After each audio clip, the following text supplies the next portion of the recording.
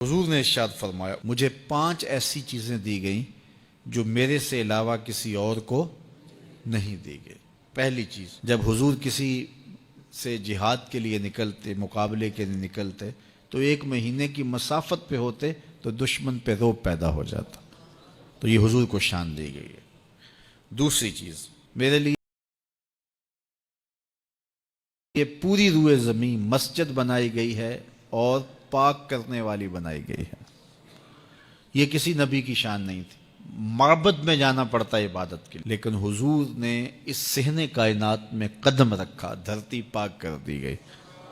اب جہاں بھی کھڑے ہو کے نماز پڑھ لو، پوری زمین ہمارے لیے مسجد بنا دی گئی۔ تیسری چیز، اس امت کے لیے یہ خصوصیت ہے کہ مال غنیمت اس امت کے لیے حلال کیا گیا۔ اور چوتھی چیز، مجھے شفاعت کا حق دیا گیا۔ قیامت کے دن اللہ تعالیٰ جل شانہ اپنے محبوب علیہ السلام کو شفاعت کا اذن دیں گے اور حضور شفاعت کریں گے، اور جب شفاعت کا دامن کھولیں گے تو بڑے بڑے گناہ گار اس دامن میں چھپ جائیں گے۔ اعلیٰ حضرت بولے، پیش حق مجدہ شفاعت کا سناتے جائیں گے، آپ روتے جائیں گے، ہم کو ہنساتے جائیں گے۔ وسعتیں دی ہیں خدا نے دامن محبوب کو، جرم کھلتے جائیں گے اور وہ چھپاتے جائیں گے۔ اور 5ویں چیز، اللہ نے مجھے خاتم النبیین بنایا ہے، میرے بعد نبوت کا سلسلہ ختم کر دیا گیا۔ تو یہ وہ خوبیاں ہیں جو مجھے عطا کی گئی ہیں، حضور نے فرمایا میرے علاوہ کسی اور کو نہیں عطا کی۔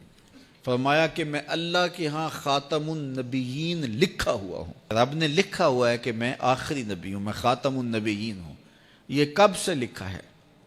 اللہ اکبر، حضور علیہ السلام کی ولادت کے وقت لکھا، 40 سال کے ہوئے تب لکھا، یا پھر جب حضور کا وصال ہوا تب لکھا کہ اب آپ کے پاس کوئی نبی نہیں آئے گا؟ کب لکھا؟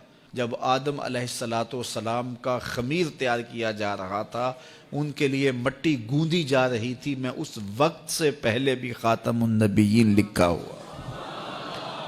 فرمایا میں پہلی باتیں تم کو سناؤں، دعوت ابراہیم، میں ابراہیم کی دعا ہوں اور حضرت عیسیٰ کی بشارت ہوں۔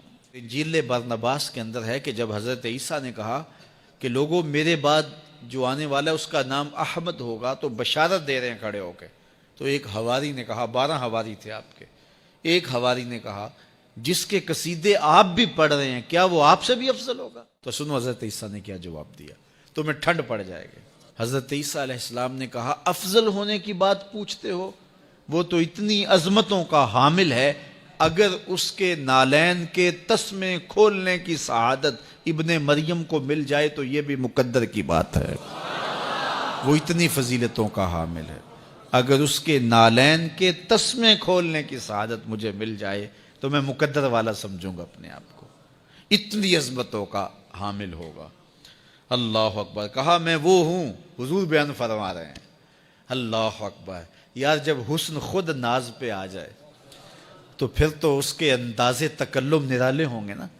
تو کہا میں ابراہیم کی دعا ہوں، میں عیسیٰ کی بشارت ہوں۔